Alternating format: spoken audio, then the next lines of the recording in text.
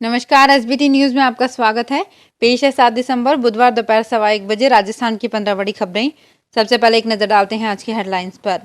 PM Modi के नेताओं से अपील, संसद चलने में सहयोग दें।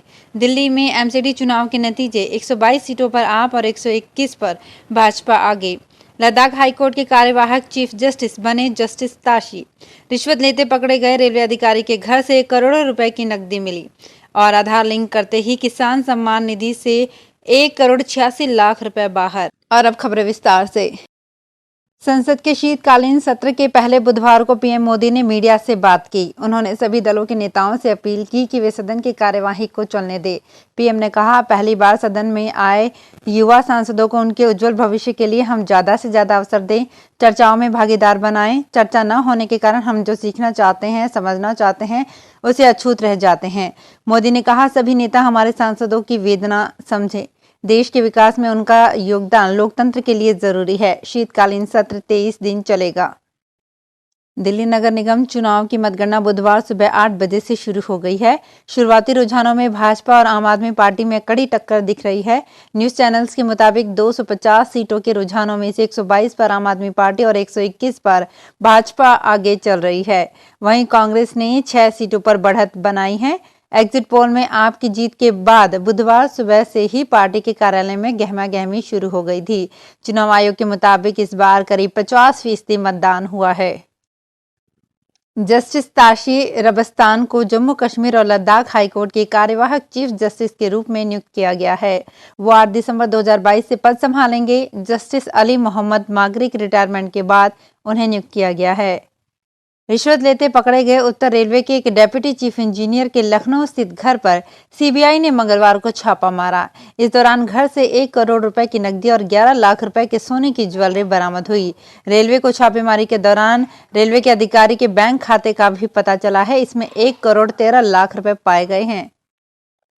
प्रधानमंत्री किसान सम्मान निधि योजना में किसानों के खाते में हर साल 6,000 रुपए की आर्थिक मदद दी जाती है, लेकिन सरकार ने 12वीं किश्त जारी करने से पहले किसानों के डेटा को क्लीन करने के लिए जैसे ही आधार लिंक करने वाला चौथा डिजिटल फिल्टर आजमाया तो लाभार्थी किसानों की संख्या पिछले 6 महीनों में 1,86,00,000 रुपए कम हो गई।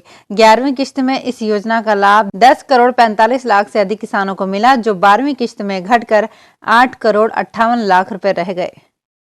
अभिनेता परेश रावल को कोलकाता पुलिस ने 12 दिसंबर को पूछताछ के लिए बुलाया है। बीजेपी नेता ने एक चुनावी रैली में बंगालियों पर टिप्पणी की थी। हालांकि उन्होंने अपने बयान के लिए माफी मांग ली थी। पूर्व सांसद और माकपा नेता मोहम्मद सलीम ने परेश रावल के खिलाफ शिकायत दर्ज कराई थी। केरल हाईकोर्ट ने मंगलवार को एविएशन कंपनियों को तीर्थयात्रियों के लिए सबरीमाला के भगवान अयप्पा मंदिर में हेलीकॉप्टर सेवाएं देने से रोक दिया। कोर्ट ने मंदिर की देखरेख करने वाले त्रावणकोर देवस्थानम बोर्ड को आदेश दिया कि वहां किसी भी तीर्थयात्री के साथ वीआईपी व्यवहार न किया जाए। भारत जोड़ो यात्रा के दौरान मरीज को कोटा ले जा रही एम्बुलेंस आ गई तो भीड़ में से उसे रास्ता दिया गया। राहुल गांधी की भारत जोड़ो यात्रा का आज राजस्थान में तीसरा दिन है। राहुल गांधी की भारत जोड़ो यात्रा ने हाड़ौती की सियासत को गरमा दिया है।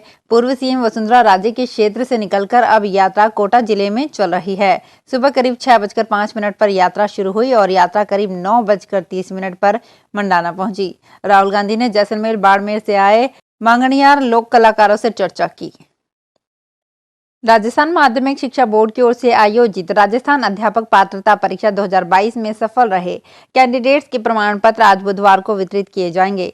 प्रमाण पत्र वितरण के लिए वितरण केंद्रों पर भिजवाए गए हैं। वितरण केंद्रों की सूची रीट 2022 की वेबसाइट पर जारी लिंक पर रोल नंबर और जन्म दिनांक की प्रविष्टि कर पता कर सकते हैं। प्रमाण पत्र वितरण केंद्रों पर 7 दिसंबर 2022 से अग्रिम आदेशों तक वितरित किए जाएंगे।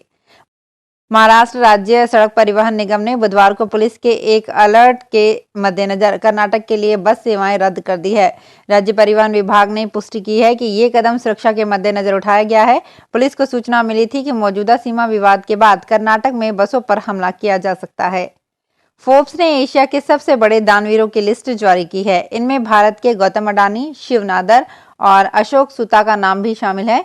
इसके अलावा मलेशियाई भारतीय बिजनेसमैन ब्राह्मल वासुदेवन और उनकी वकील पत्नी शांति कंडिया का नाम भी इस लिस्ट में है। वे भारत और मलेशिया में परोपकार पर खर्च कर रहे हैं। अडानी इस समय एशिया के सबसे अमीर व्यक्ति हैं। उन्होंने इसी साल जून में 60 साल की उम्र पूरी होने पर 60,000 करोड़ रुपए दान दे दिए। देश के कई राज्यों में मौसम ने करवट बदल ली है। एक तरफ उत्तर भारत में सर्दी बढ़ने लगी है तो वहीं दक्षिण के राज्यों में बारिश का दौर शुरू हो गया है। मौसम विभाग में दक्षिण के 3 राज्यों में चक्रवाती तूफान मंडौस को लेकर अलर्ट जारी किया गया है। इस तूफान से तमिलनाडु के तटीय इलाकों में बारिश शुरू हो गई है। वहीं दक्षिण में बारिश की वजह से उत्तर भारत में ठंड बढ़ने की संभावना है। राहुल गांधी की भारत जोड़ो यात्रा हाड़ौती संभाग में है। बूंदी जिले के केशवरायपाटन के किसानों ने शुगर मिल चालू करवाने की मांग तेज कर दी है। केशवरायपाटन शुगर मिल संयुक्त किसान समन्वय समिति के आह्वान पर किसानों ने मंगलवार को मेगा हाईवे पर गुडली के केशवरायपाटन चौराहे तक शुगर मिल संचालन पद यात्रा निकाली। मिल संचालन की घोषणा व किसानों से वार्ता करने की मांग की। मांग नहीं मानने पर 9 दिसंबर को मेगा हाईवे किनारे धरने पर बैठने की चेतावनी दी। केंद्र सरकार ने आधार कार्ड को लेकर नियमों में संशोधन किया है। इसके मुताबिक आधार कार्ड बनवाने के 10 साल पूरे होने पर इसमें नाम, पता और बायोमेट्रिक पहचान अपडेट करवाना अनिवार्य है। अपडेट नहीं किया तो राशन, पेंशन जैसी सुविधाएं लेने में दिक्कतें हो सकती है। यही नहीं, जिन लोगों ने 5 साल से आधार नंबर का कोई इस्तेमाल नहीं किया है उनका आधार नंबर इनएक्टिव हो जाएगा। ऐसे आधार नंबर किसी भी सुविधा से लिंक नहीं हो पाते। राहुल गांधी की भारत जोड़ो यात्रा के सवाई माधोपुर जिले में प्रवेश करने से पूर्व प्रशासन एवं कांग्रेस पार्टी युद्ध स्तर पर तैयारियों को अंतिम रूप दे रहा है। यात्रा के लंच एवं रात्रि विश्राम को लेकर चिन्हित किए गए ठहराव स्थल की सफाई सहित अन्य व्यवस्थाओं को दुरुस्त किया जा रहा है। भारत जोड़ो यात्रियों के लिए जीनापुर गाँव के समीप 10 बीघा जमीन पर विश्राम की व्यवस्था की गई है, जबकि कुस्तला गाँव स्थित राजकीय विद्यालय में अस्थायी हेलीपैड बनाया जा रहा है। तो फिलहाल इस बुलेटिन में इतना ही। फिर हाजिर होंगे कुछ और बड़ी खबरों के साथ। अगर आप भी अपने आसपास की छोटी बड़ी और महत्वपूर्ण खबरों से अपडेट रहना चाहते हैं तो सब्सक्राइब कीजिए हमारे चैनल एसपीटी न्यूज को और प्रेस कीजिए बेल आइकन पर।